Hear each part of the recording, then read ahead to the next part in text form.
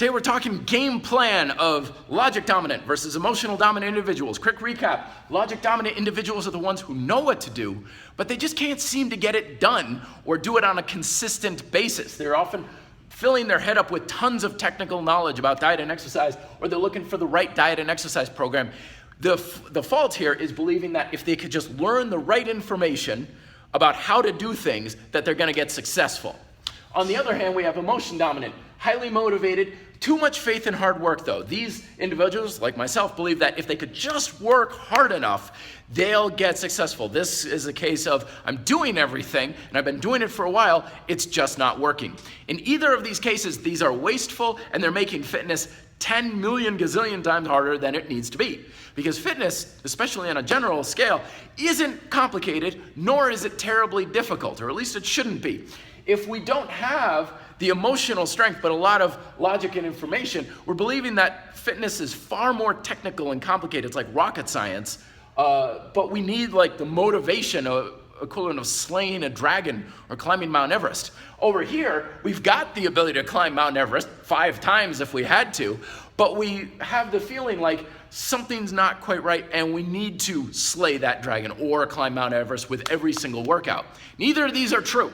You don't need to be a rocket science, and you don't need to be able to do insane things and have smelling salts and motivate yourself like crazy in order to get a workout in. It is simple, and it is not terribly hugely difficult. There are 3 sources you can learn for the information you're gonna need. In this case, you need to learn what's going on inside. What's going on in your mind, what's going on emotionally in your relationship with food, exercise. Why is it that you come home and you know you should be doing your push-ups, but you're not? There's an emotional reason for that. And we need to figure out what that is. Over here, you're doing 100 million gazillion push-ups, but they're not getting you stronger. There's a technical reason behind that. It's not because you're not working hard enough, it's because of something you need to still learn. There are 3 sources you can learn this greater information from. Source number 1, level 1, I call this distance learning, books, videos. This video is an example. This is information where someone's giving you information, but they don't know anything about you. So I don't know anything about you. So whenever you're reading a book on the latest diet or stuff, you're literally kind of looking at a crystal ball, asking for answers from an 8-ball, because you're hoping an answer comes to you, even though I'm guessing. I'm making blatant assumptions about you and your life, about what may be best. The advantage of this is this information is very cheap and easy to come by, like everything on the internet. The downside is the quality is typically very low, and the chances of it actually working best for you is not so great. So you've got to go through a lot of this stuff.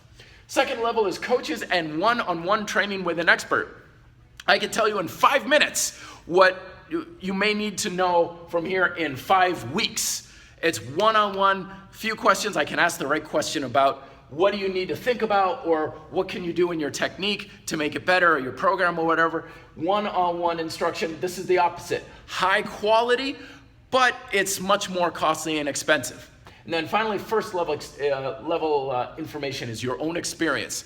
Pay attention to what's going on, inside, outside. Get out the video camera. See how you're doing your push-ups. What can you do to make the push-ups more effective? Over here, ask yourself, no judgment, no, very objective, why don't I feel like working out? What's holding me back? How do I feel about working out? How do I feel about eating healthier? What's going on inside? And ask yourself, what can you do to reprogram your mind a little bit? You'll probably use a combination of these things, as you well should, but the bottom line is you need to keep learning. Here you need information about yourself. Here you need information more about the technical aspects of fitness. But once you have those, each one will balance each other out, and things are going to get a lot simpler, a lot easier, and a hell of a lot more effective very quickly. Let me know if you have questions down below. Be fit, live free.